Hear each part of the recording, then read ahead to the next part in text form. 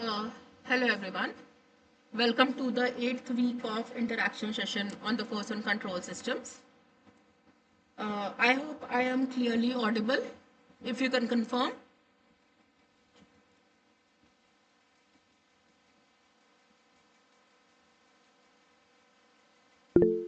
Okay, thank you. Okay, so my name is Soumya and I am a PMR fellow at IIT Gandhinagar. And it's the 8th week today, and I hope you have already gone through the lectures that were taught by Professor Shankar Ram from IIT Madras in this course. That is really important. Also, since the last 2 weeks, we have seen a couple of questions on root locus, right? So we saw starting from the condition when there is a negative feedback and the gain ranges from 0 to infinity. We moved on to other conditions. If there were a positive feedback, then what? And if the k was less than 0, then what, right? So we have addressed all such questions in the last 2 weeks, and I hope now you're comfortable with root locus. You basically know how your closed loop poles are going to move as a system parameter, which is k, is varied, right? So that was on what we had built, and it was like if you are supposed to select the value of k, of a system parameter. In this case, it is going to be the gain k. If you're supposed to select that value, then what value it should have? Like, you can't change k every time and then you write the characteristic equation, then you find where are the poles of the system and then say that a system is stable or not. That does not work, right? You cannot do it for all the poles.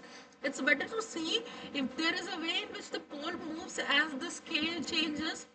So the relation which gain k would or the impact which gain k would have on the system as it is varied from 0 to infinity or minus infinity to 0, that has an impact. So that is why we went through all of those. In today's class, we are going to have a very few questions on control design, that controller design, that how we are going to design the controller. It would be just be a couple of questions, and then we would move to state space representation. So state space representation is one of the ways in which you actually break nth order differential equation into n number of first order differential equations.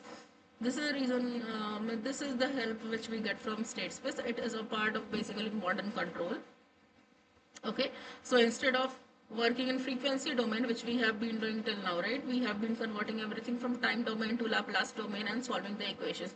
What if we have some way in which we can do the work in time domain? So there the state space comes into picture, and we'll be doing that. And at last we'll be covering a part of frequency response. So what happens if some sinusoidal input is given as an input to the system? So what the effect does it have? Whether the phase changes or magnitude changes, frequency changes, what actually happens? So I hope you have already gone through the lectures and you have answers to all my questions, but still we'll go through a number of problems which will like help you in solving numerical problems, solving your assignments, and then you'll get an insight on how to apply all these concepts in all these numerical problems. There are a couple of MATLAB problems also that we can do for root locus. So as I already told, for root locus there is a command called rlocus in MATLAB. And at the end of this course, we'll have a couple of MATLAB questions. Uh, that would be more of a doubt solving question, and also some MATLAB problems that would like uh, familiarize you to MATLAB environment and how do we do the things there. So that's why that session will be there. As of now, we are just covering the theoretical concepts. Okay, then let's start with today's lecture. I would start with problem because it is controller design and we have done a couple of questions on controllers, so you can answer it directly. When we move to state space, I'll reiterate all the points, okay? Okay, so in this problem, the open loop transfer function of a negative feedback closed loop system is given by this equation. Okay, this is the open loop transfer function of a negative feedback closed loop control system where k is a non-negative real valued parameter. That means it is strictly positive. Okay, the closed loop system is stable for all what values of k.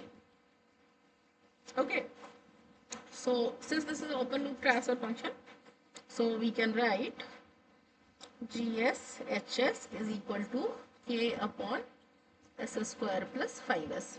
I would say please sit with pen and paper and please solve these questions. This will help you in solving the assignments as well. Okay, so since this is a transfer function for this is open loop transfer function, let's find out what is the closed loop transfer function. So it is given by GCL, which is basically GS upon 1 plus GS HS, right?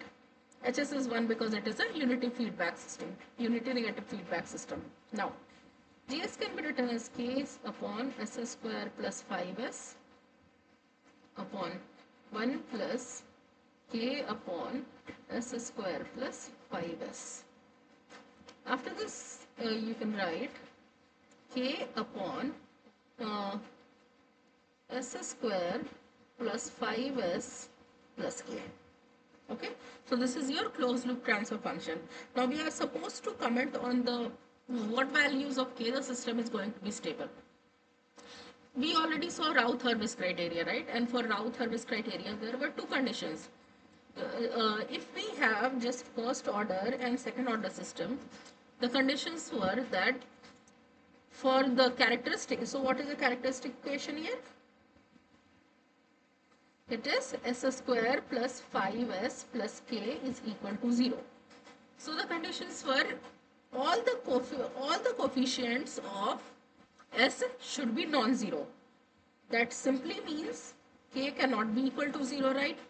Because all the coefficients of s should be non-zero. S to the power s square ka coefficient is 1, s to the power 1 coefficient is 5, and s to the power 0 coefficient is k.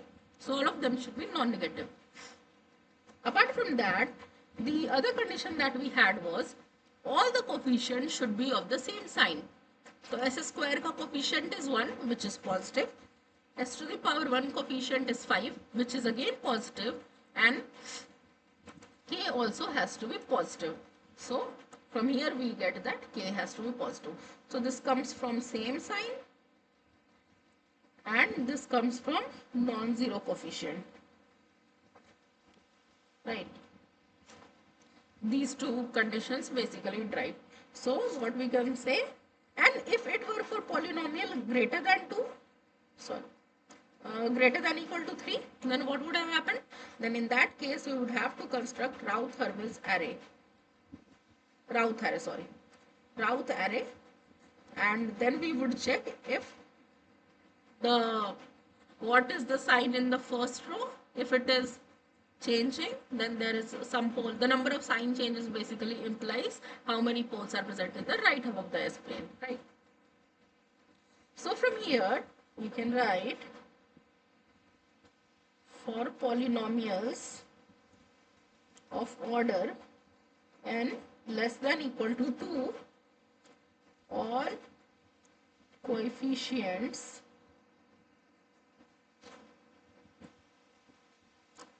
should be non-zero and of the same sign, right? So the correct answer is k greater than 0. Okay, I hope that is clear. So let me check if I'm recording all of this fine. Yeah. Okay, let's move to the next question. I hope there is no doubt in this question.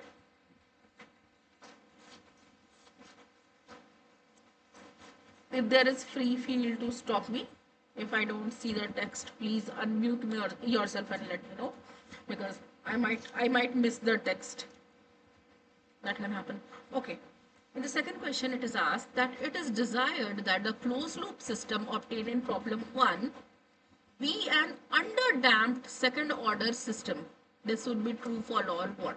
Now, before that, if there is no damping, if there is a system which is underdamped.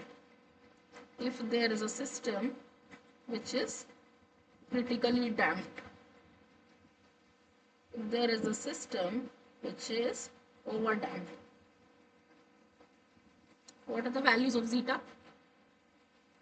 So zeta has to be equal to 0 for no damping, right? There won't be any damping. If zeta lies in between 0 and 1, it is underdamped. If zeta is equal to 1, it is critically damped. And if zeta is greater than 1, it is overdamped. Right? So we want this underdamped system for the same question. So what was our closed loop transfer function? Let's check it out. So our closed loop transfer function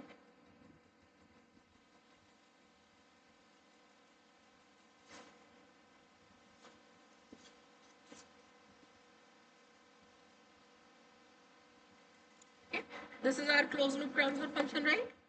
Now we want underdamped system. So what we'll do, well, from this let's see what is our characteristic equation.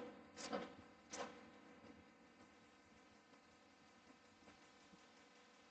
S square plus 5s plus k is equal to 0. From here we'll write, so from here if you have to just compare it to s square plus 2 zeta omega n s plus omega n square. This is the characteristic equation for second order system, right? Given if it is an underdamped system, this we have already seen. So from here we can write omega n is equal to root k, right? And from here we have to basically put a constraint on k. For that we have a condition where for underdamped system zeta should be less than 1. So from here we can say 2 zeta omega n is equal to 5. That means zeta omega n is equal to 5 by 2. That means zeta is equal to 5 by 2 omega n. Omega n is root k. Right. Now this zeta should be less than 1. What does that mean? That means 5 should be less than 2 root k. Let's square 25 by 4 should be less than k. Okay. So k should be greater than 6.25. Right. Do we have that in option? Yes, we have. I hope this is clear.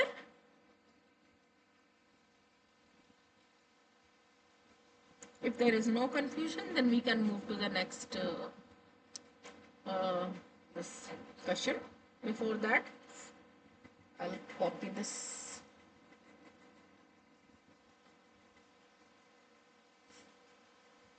Oh, it did not take in.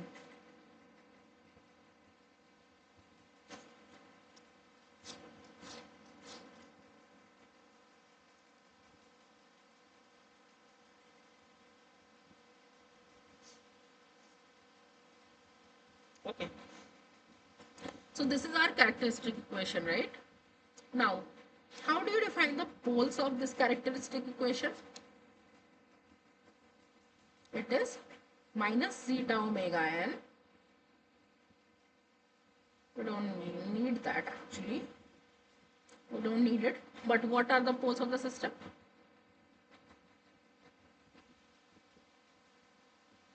Right? Okay, no problem. Let's start from here. So this is your characteristic equation. We want to find out what is the settling time. So we just have to comment on the settling time. All of these are asking about the same thing for the same question. Settling time Ts is given by 4 upon zeta omega n, right? It is given by two quantities, 4 upon zeta omega n and 3 upon zeta omega n. That depends on it is 2% criteria or 5% criteria. We are proceeding with 2% criteria. Okay. So settling time is 4 upon zeta omega n. What is the value of zeta omega n? It is 5 by 2, right? So from here you have 8 by 5. 8 by 5 is 1.6. seconds. And in the question we have settling time is less than 2, which is correct. Not this. This is wrong. This is also wrong. This is also wrong. The correct option is A, 3A. I hope it is clear.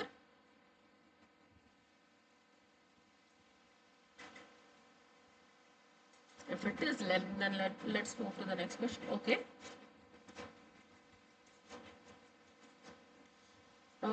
In this question, it is being asked that it is desired that, and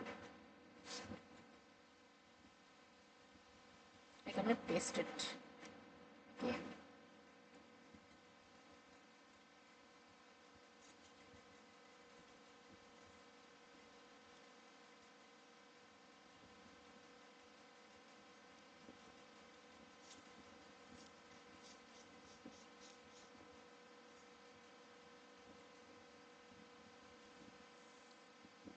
Okay.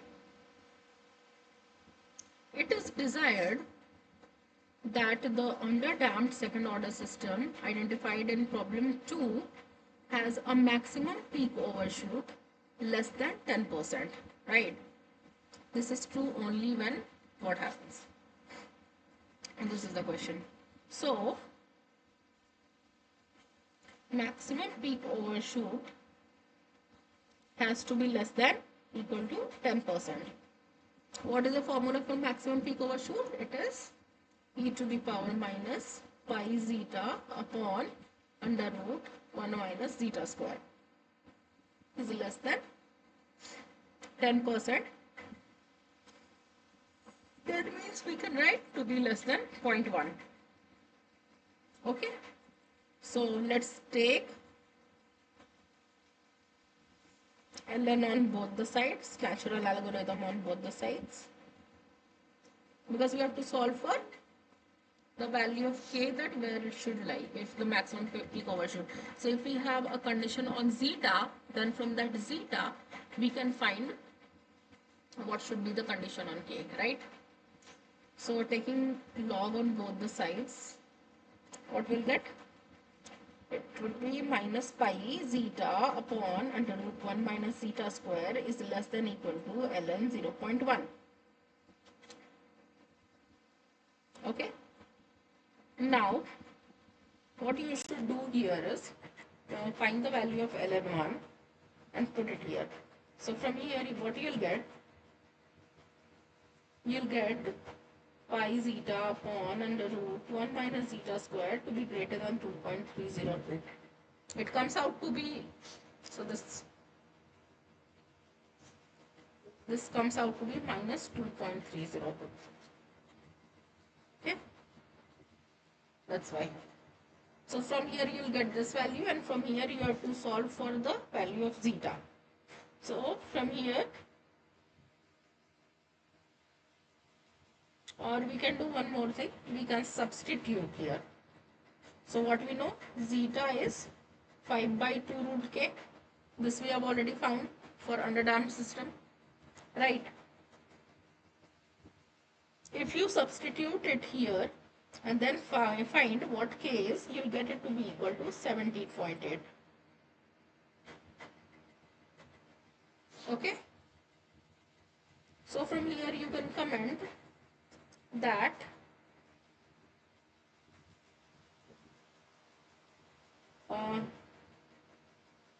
k should be less than 17.8 for this maximum peak overshoot.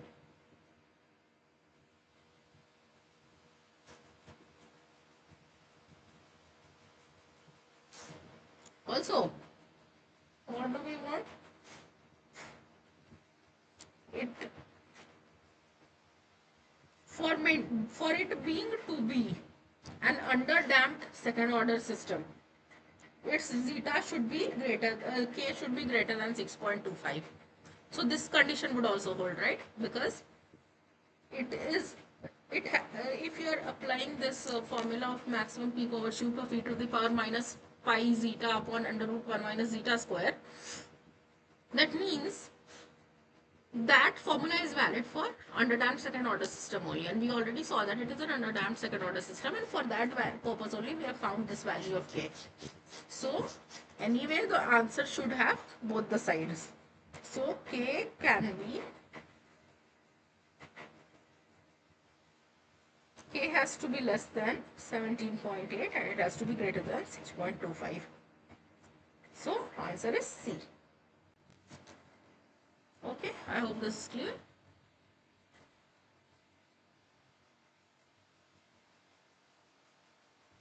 If there is no confusion, then let's move forward.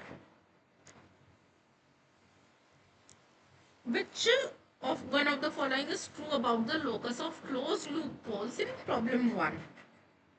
So, your characteristic equation in problem 1 was s square plus 5s plus k is equal to 0. Where are the closed loop poles? They are at minus 5 plus minus under root 25 minus 4k upon 2. Right? So, and we are, since it is we are, if there nothing is given in the question about root locus, okay, in the options we already have k greater than 0. If it were not there, we would have to assume that it is k greater than 0. And the other thing is, it is already a negative feedback. That means the very first algorithm applies here for root locus. But we don't need to actually construct the root locus, because for k greater than 0, you can substitute the values here. You have to just go for k greater than 0. For k is equal to 0, what would happen? S would be, the fact is, we just have to check where the root locus lies. Does it move any time outside does it move any time in the right half of the S-plane, or does it forever stay in the left half of the S-plane? That is what we want to know. So since and for that, this is important, this minus 5 is important. If this minus 5 gets some term from here, from this side, which causes it to become positive, then the roots would move in the right half of the S-plane directly, because we don't have to find what is a crossover point. We don't have to find where exactly it crosses the real axis, imaginary axis. We don't need to find any of these. We just need to compute if it at all moves in the right half of the S-plane, or forever it stays in the left half of the S-plane. This is what we need to do. So what we'll do, from let's check for k is equal to 0. So we'll get it minus 5 plus minus under root 25 upon 2. So what happens here? One of the roots is 0 and the other root is minus 5, which is minus 10 by 2, which is minus 5, and the other root is 0. Yeah, right. For k is equal to 1, if we check, the roots would be minus 5 plus minus 25 minus 4 upon 2. So whatever this number is, it is definitely less than 0. It's not greater, right? Matlab, what I am saying is minus 5. Let's check the condition of plus sign. It would be under root. If it is minus, then both the terms are minus and eventually it would be minus. So there is no problem. But if there is plus sign, what would happen? It would be minus 5 plus under root 21. Under root 21 is definitely less than 5. So minus 5 plus something less than 5 would eventually be negative. So again, for k is equal to 1, it still lies in the left half of the S-plane. Now your question might be, till where we have to check this? Like, we cannot go on checking it forever from 0 to infinity. So that would be a problem, right? But the fact is, since this is a small number and we know that this k would change the behavior, or this complete term would change the behavior as soon as 4 6 are 24 and 4 7s are 28. So as soon as it would be 28, it would flip the behavior. So I have to check only for k6 values. 0, 1, 2, 3, 4, 5, 6. From 7, what would happen? As soon as you put the value of k to be 7, here a j sign would come out because the thing in the under root would become negative. A j sign would come out, and that does not have an effect on the real part. So minus 5 by 2 is always going to remain there, plus minus j into something. So that is not a problem for us. So what we need to check, we just need to check here for the 6 values. So instead of drawing the root locus, we can manually check it. Like, we don't need to completely draw the root locus. So let's check for k is equal to 2. For k is equal to 2 as well.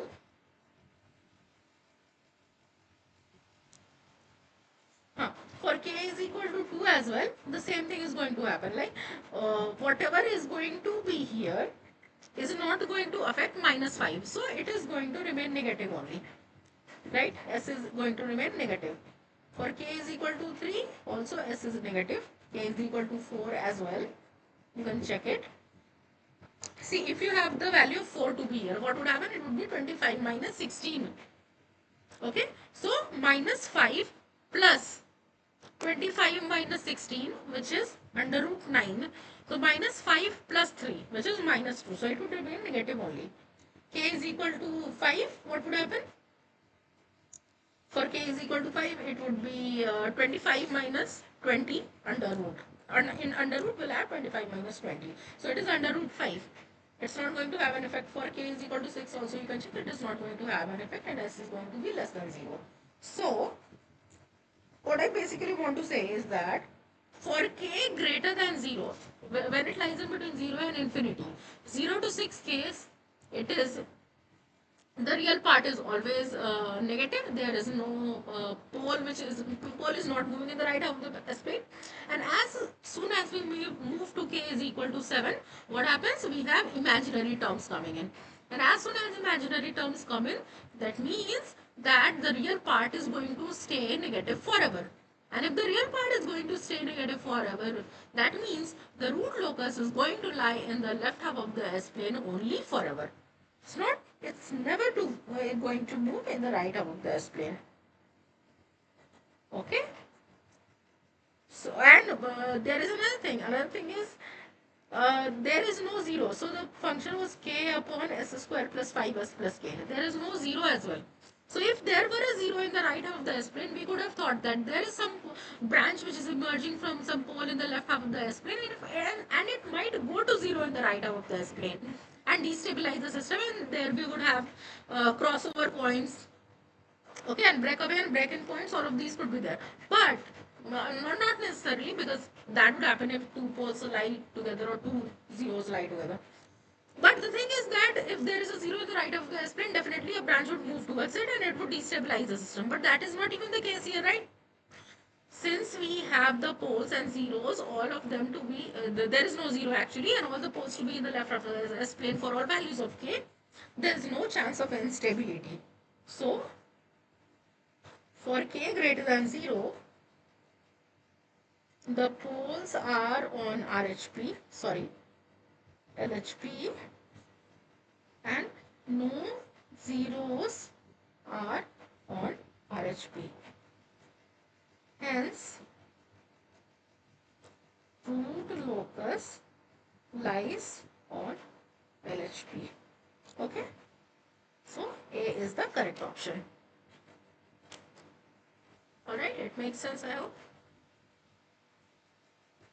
I think we are done with this controller design questions. Now we have to move to state space representation. Okay. So, I would just reiterate what was taught in class.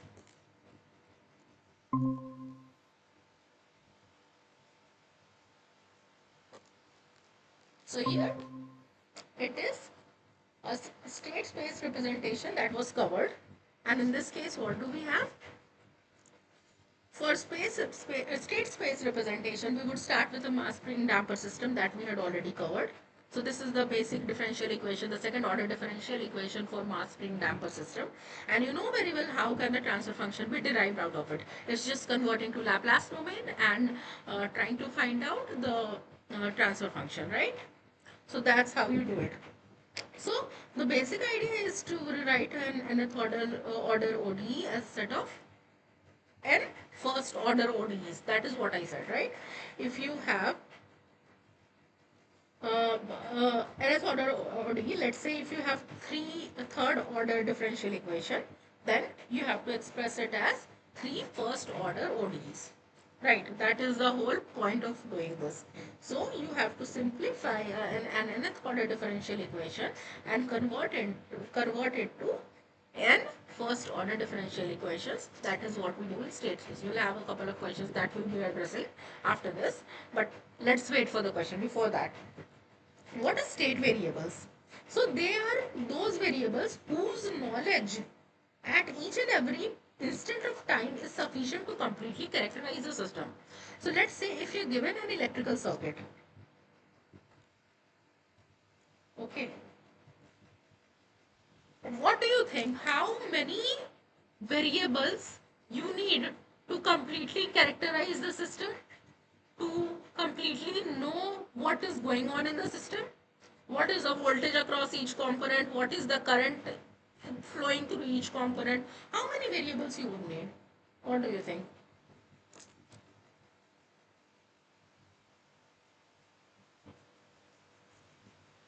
And all the state variables have to be linearly independent.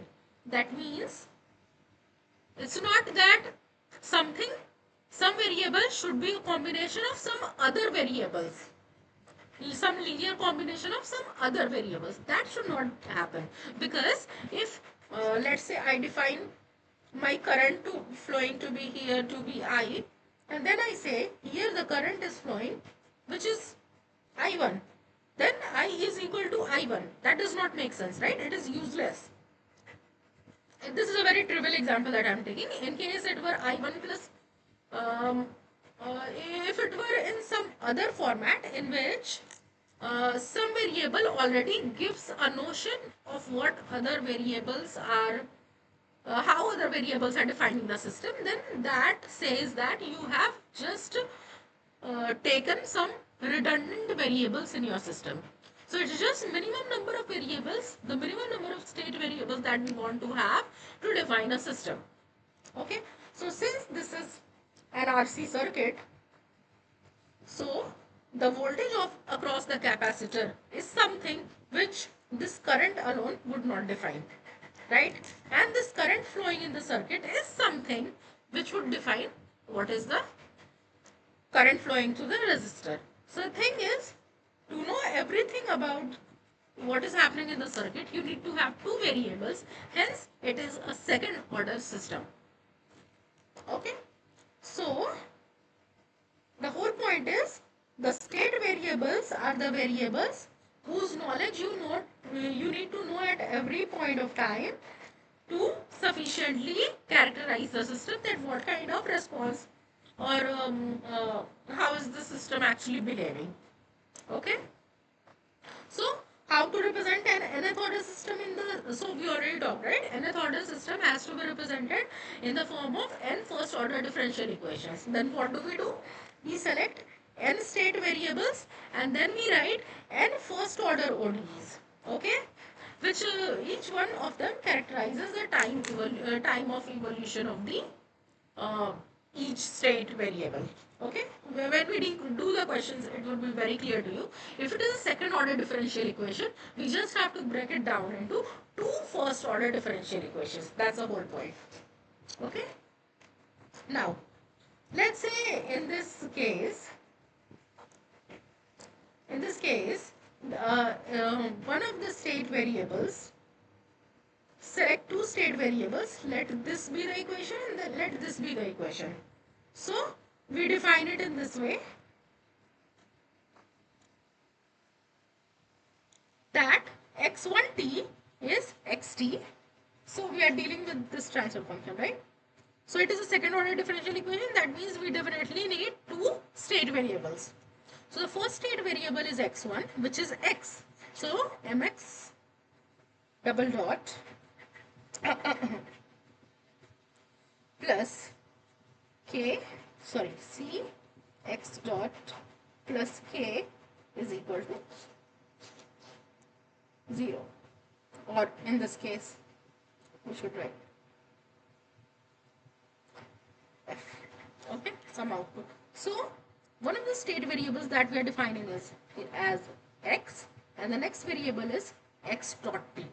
So x1 is equal to x and x2 is equal to x dot t. Okay. So the first, then x1 t, x1 dot, अगर इसका dot लिया तो it would be x double dot t, right? X double dot, am I saying correct? No, x1 dot अगर लिया, इसका dot लिया, so it would be x dot t, which would be x2, because x2 we have defined as x dot t. So x2 dot is equal to x double dot, and from here you can write f minus all the quantities divided by n. That's all. It's just rearranging the terms here. I hope this is clear, or is there any confusion? If there is, then I'll explain again.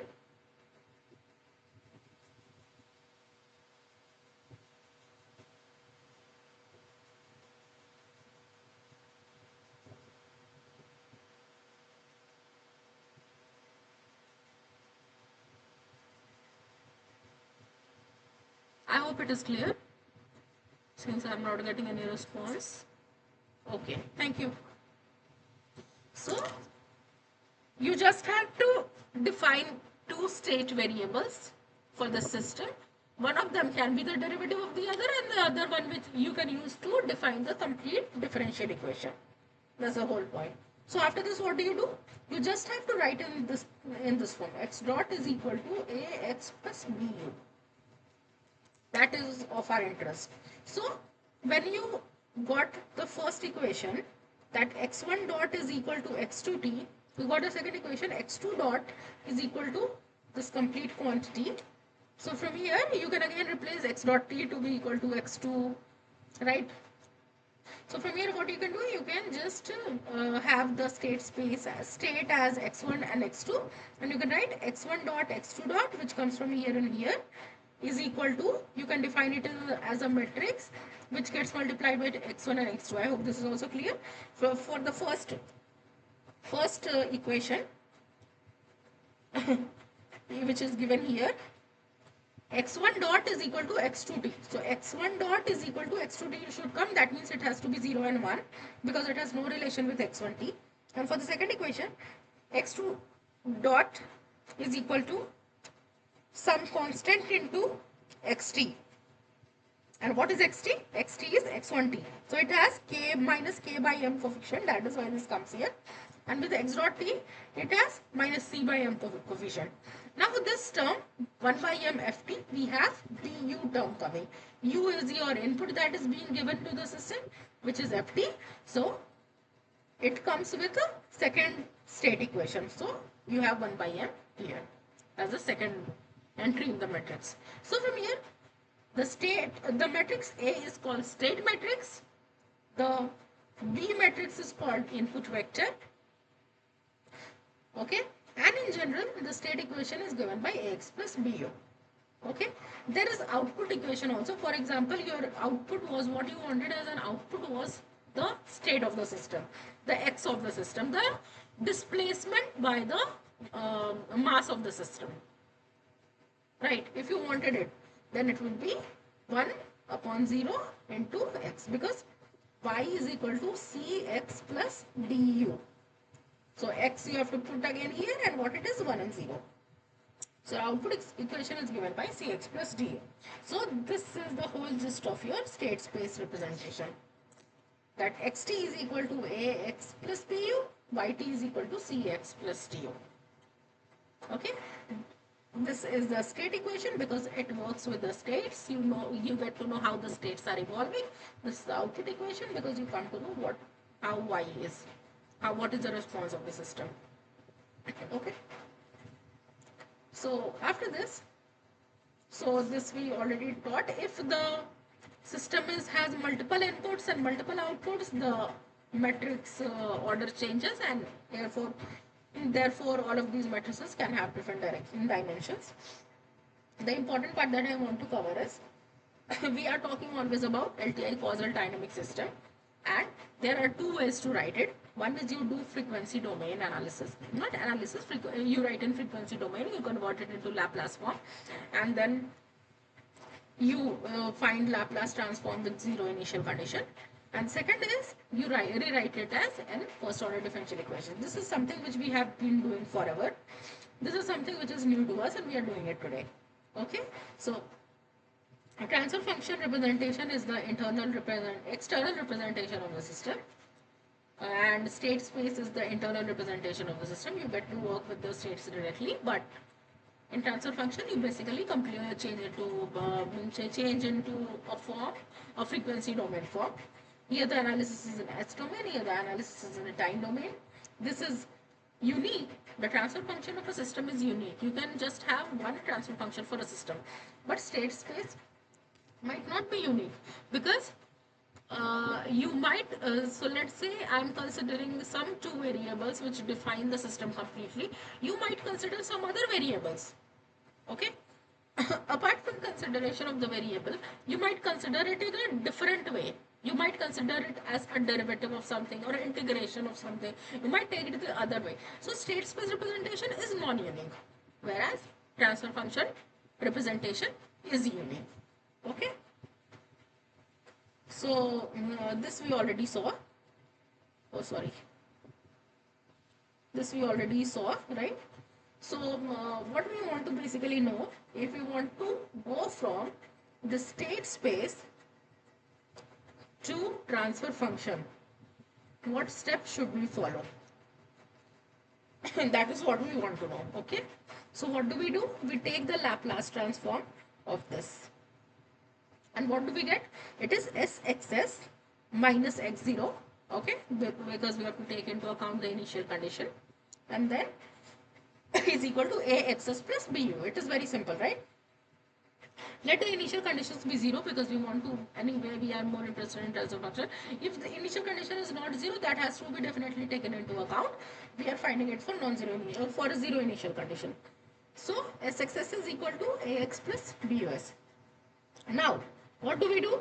We take the xs to be on the same side. So it is going to be S into identity matrix, because S is a scalar, not even scalar, it is a Laplace operator, and you cannot do S minus A, because A is a matrix. So S has to be multiplied by identity matrix.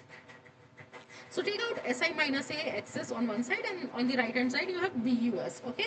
So from here you can write xs is equal to Si minus A inverse, because we are taking to the right hand side, into B into Us. Right. So from here you get to express xs as a function of Us. But what we ultimately want? We want Ys upon Us, not xs upon Us, right? So Ys is equal to Cxs plus Dus. Here you substitute the value of xs, which is Si minus A inverse into Bus plus Dus. Take Us to be common, and it comes out to be this. Csi minus A inverse into B plus D into Us. So from here the plant transfer function can be written as Ys upon Us can be written as this quantity. Csi minus A inverse B plus D. We'll have question on this as well. Well, this is how you get it. Okay. Okay, there will be some other questions which we'll be doing. I'll not go into the complete derivation that has been done here, but I would just be covering the very essentials of it from the beginning, that what happens in frequency response. So given this is your transfer function, you have to have your input to be a sinusoidal wave, a sinusoidal function. Okay, frequency response is, what if you have the input to be of sinusoidal nature, then what would happen to your system, how your system is going to behave? So your LTI system, linear time invariant system, how it is going to behave given the input is some sinusoidal input. So frequency response deals with the response of the system when a sinusoidal input is provided to it. Okay. What is the output of the system given a sinusoidal input is provided to it? So let's consider this LTI system. Okay, for input we have a sinusoidal wave, जिसका Laplace transform is this. We just do the complete analysis and try to find out what is Ys. That is the whole motivation. At the end, what you get is Yt is, if Yt has some constant over here and it is being multiplied by some sine wave with the same frequency but shifted in phase. So what you get eventually is the following. The steady state output is what we are interested in. We are not interested in just a transient. We are more interested in steady state. Where does this settle? That is our whole motive. So the steady state output is a sinusoidal signal of the same frequency, right? Because here we are getting omega. It's of the same frequency of the input, but it is scaled in magnitude, okay, by some quantity which is pj omega. It is scaled in magnitude by this quantity because earlier it was just sine omega t, and now we have u naught into pj omega into sine omega t. So it is scaled in magnitude, but it is shifted in phase. And it is shifted in phase by this phi. Okay. So the steady state output is a sinusoidal signal of the same frequency as that of the input, but it is scaled in magnitude by a quantity and it is shifted in phase. Also, u naught was already there, right? It is shifted in phase by phi. So this is a property of stable LTI system. It's very important. For stable LTI system, this condition should hold. Okay, this is very important. I hope this is clear.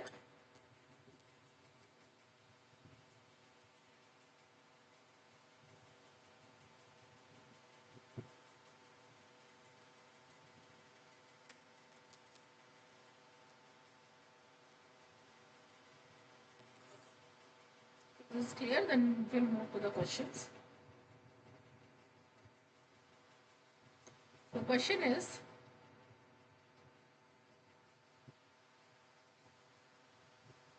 a second order system is covered by the following second order differential equation. The number of state variables required for expressing it in the state space representation is how many? So this, what is the order of the system? It is 2, right? Since the order of the system is 2, that means the minimum number of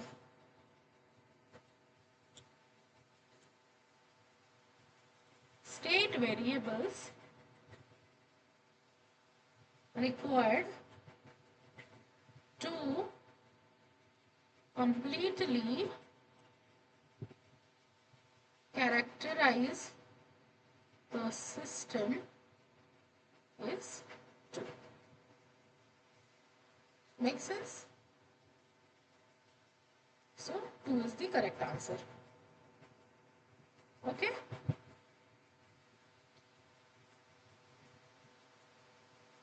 Hope this is clear. Let's move to the next question.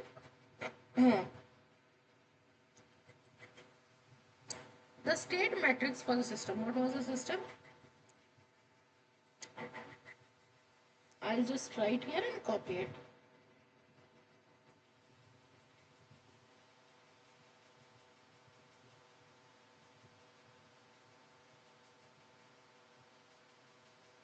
So the system, right?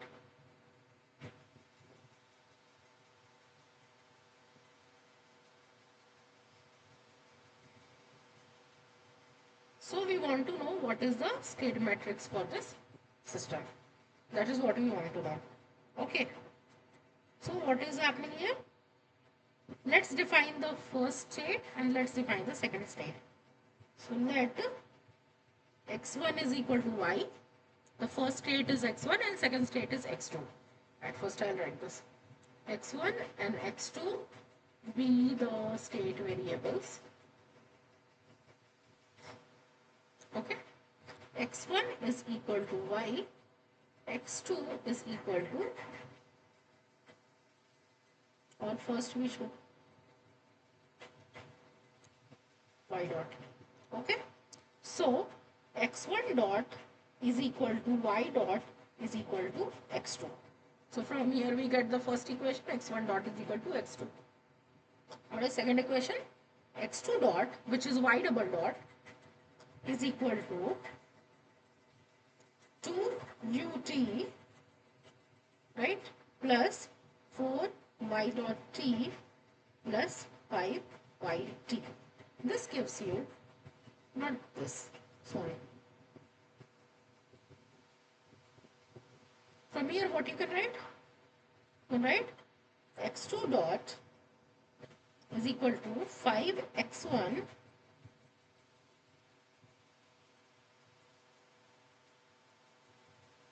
plus 4 y dot t is x2. x2 plus 2u. And from here, what you can write? x1 dot is equal to 0x1 plus x2. This is the first equation. This is the second equation. From here, what you can write? x1 dot x2 dot is equal to ax plus some b matrix into u. What do you get from here? x1 dot is equal to 0x1 plus 1x2. It's 5x1 plus 4x2, and here it is 0 and here it is 2. So what is your A matrix? Your A matrix is 0, 1, 5, 4. So this is your correct answer. So I hope this is clear.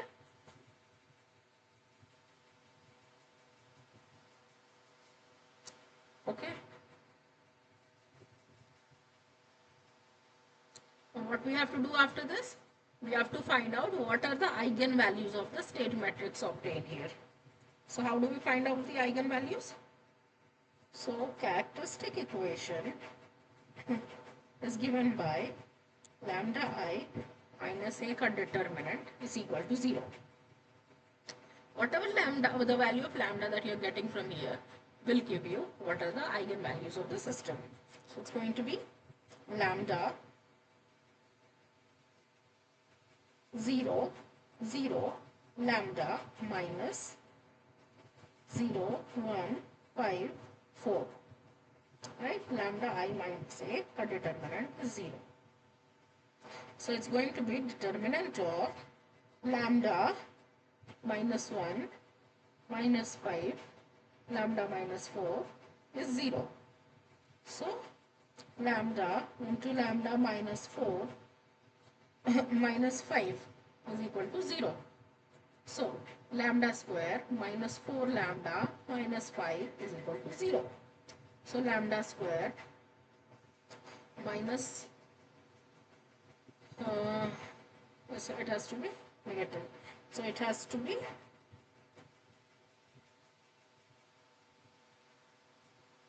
lambda is equal to minus 4 plus minus under root 16 plus 20.2. It's gonna be 4 plus minus 6 upon 2. So it's 5 and minus 1. So minus 1 and 5 are the eigenvalues of, okay.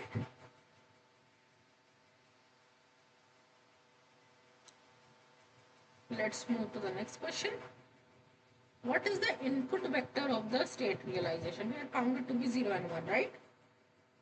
Or 0 and 2? What was it? It was 0 and 2. So this is the correct answer. Okay. Now, let's move to the next question. The output vector of the state space realization in problem 6 according to the state matrix obtained in problem 7 is what? So y is equal to x1. From here what you can write? Y is equal to 1x1 plus 0 x2. So y is equal to 1, 0, x1, x2. So from here you get c to be equal to 1 and 0. Okay, I hope that is clear. Then let's move to the next question.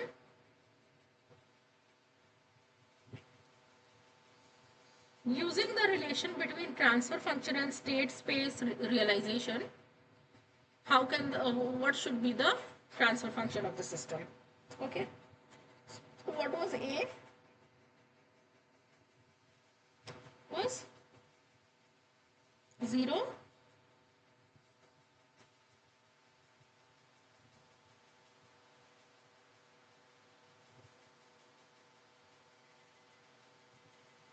0154,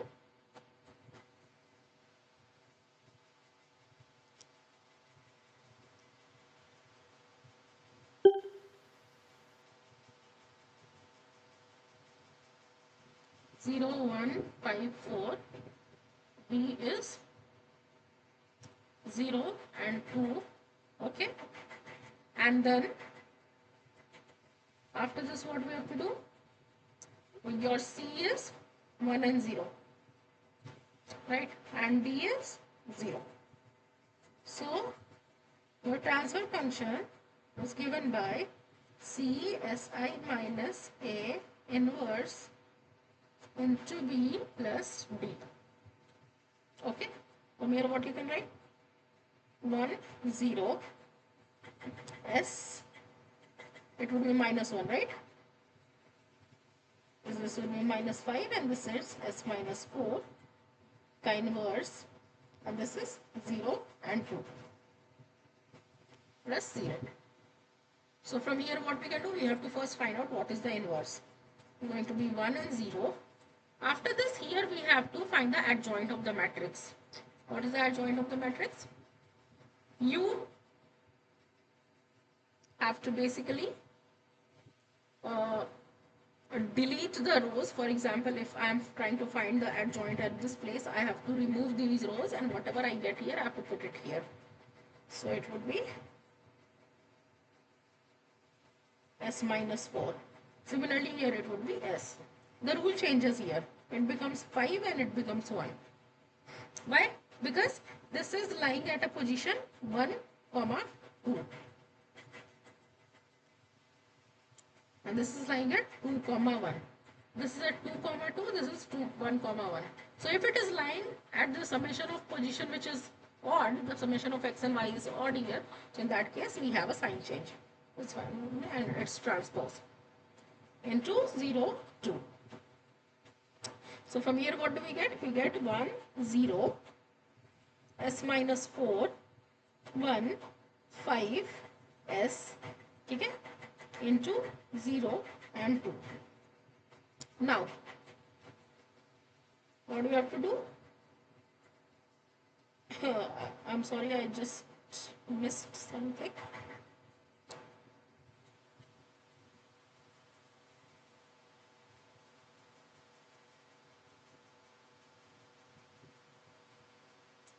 I missed the determinant while taking the inverse. So it's going to be S square minus 4s minus 5. Here also it's going to be 1 upon S square minus 4s minus 5. So here it's going to be 1 upon, I'll take this outcome, 4s minus, because it is a scalar, right? It would affect everyone. 1, 0. Here it would be S minus 4, 1, 5, S, and it is 0 and 2. Okay. What we should do? First, let's, so this is 2 cross 2. This is 2 cross 1 and this is 1 cross 2. Anyway, we can take the multiplication.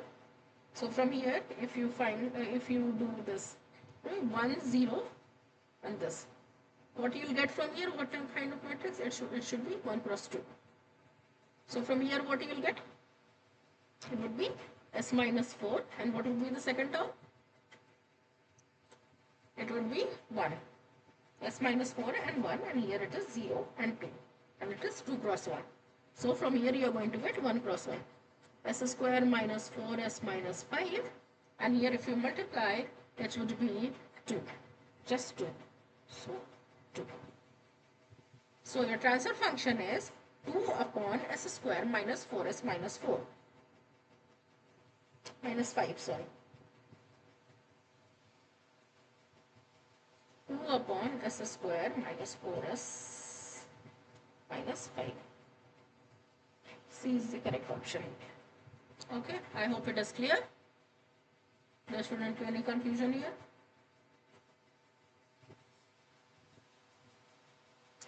Let's move to the next question. Okay, so we have the question starting from frequency response from here. So consider a stable LTI system.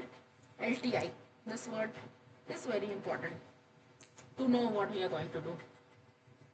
System that is provided with a sinusoidal input having a frequency of 20 Hz. Okay?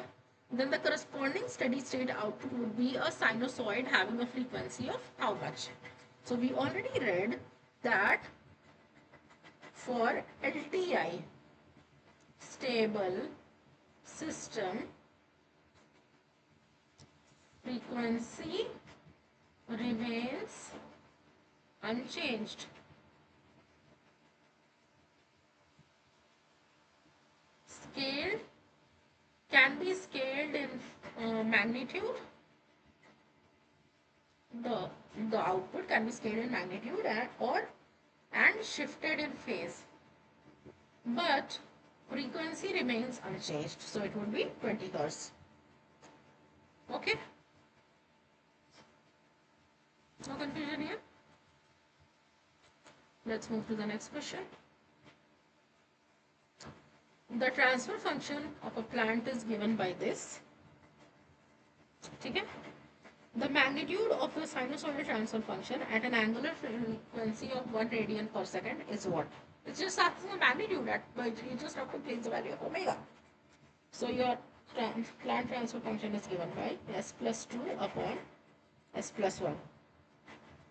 So your sinusoidal transfer function is j omega plus 2 upon j omega plus 1. Right. Magnitude would be what? It would be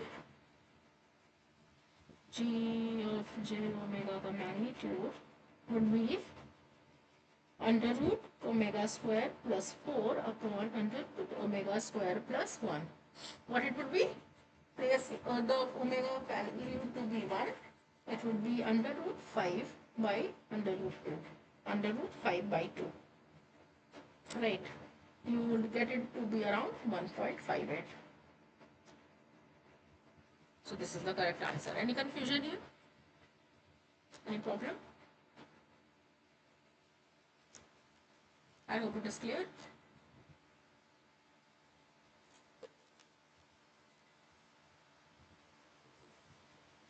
Is clear? Then let's move to the next question. So in the same problem, okay, the phase of the sinusoidal function at an angular frequency of 1 radian per second is what? It is asking about the phase. So phase is, what was our transfer function? It was s plus 2 upon s plus 2, right? I'll copy this.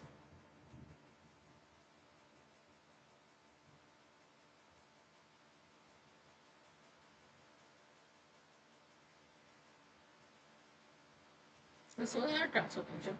So phase is tan in,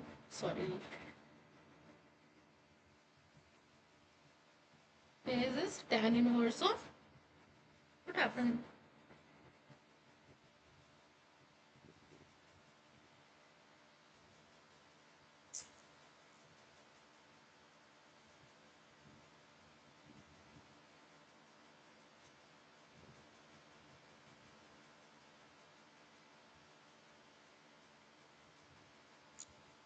Phase is tan inverse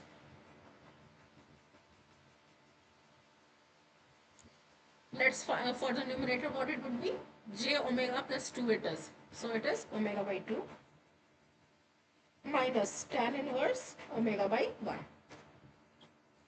Put the value of omega to be 1, it is tan inverse 1 by 2 minus tan inverse 1. Right. From here you'll get it to be equal to minus 18.43 degrees. Any confusion here?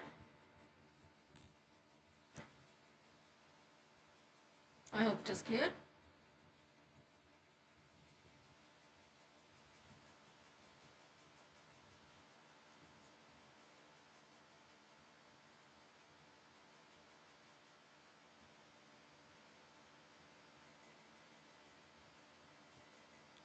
Let's move to the last question. In problem 13, in the same problem, and I copy it away.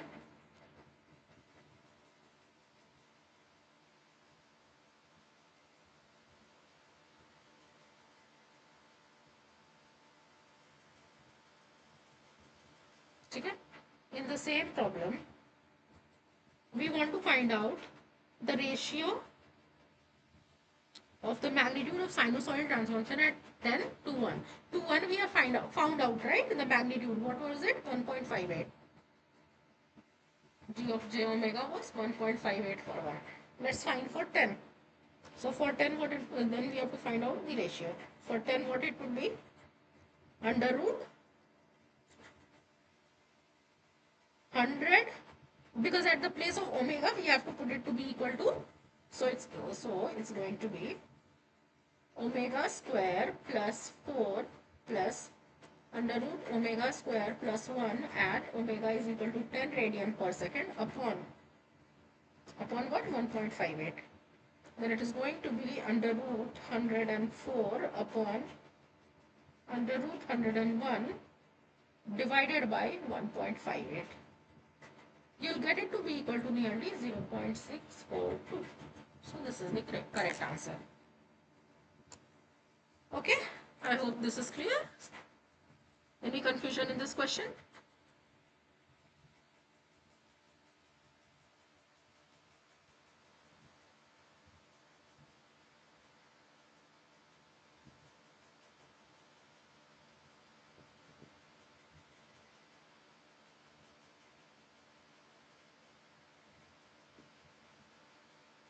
No confusion?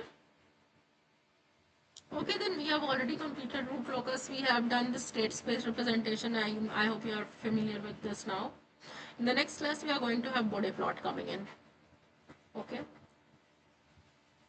So we'll make magnitude plot, we'll make phase plot, and we'll see the concept of frequency domain performance specifications coming in. Gain margin, phase margin, gain crossover frequency, phase crossover frequency. All of them will come into picture. So please watch the lecture delivered by Professor Shankar Ram and go through the notes completely, because from here the things get tricky. You might also need a semi-log graph. Here we'll be doing it as a part of like in this sheet only, in this um,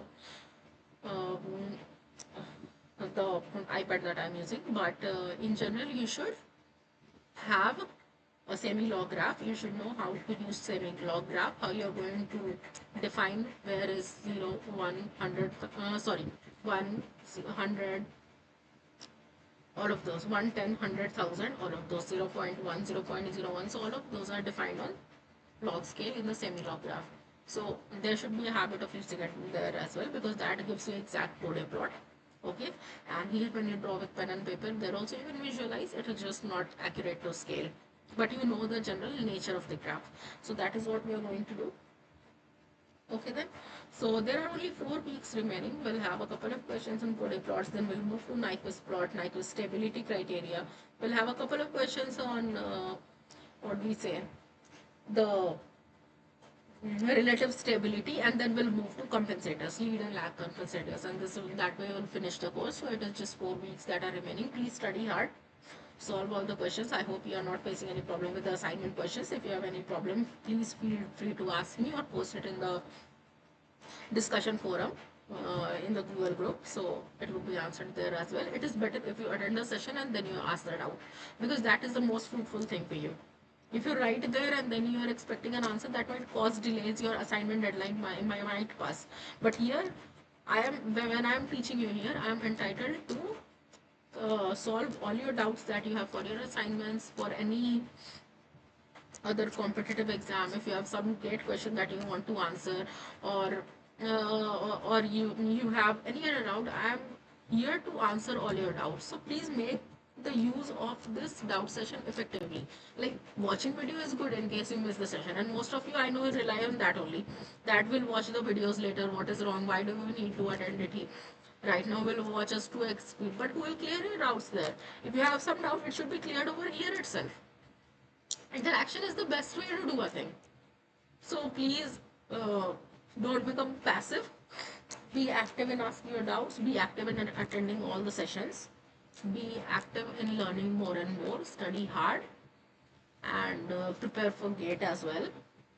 In case you want to go for higher studies or you're aiming for PSUs. Okay. So that's all for today. We'll meet in the next lecture, which is on next Monday at the same time. Bye.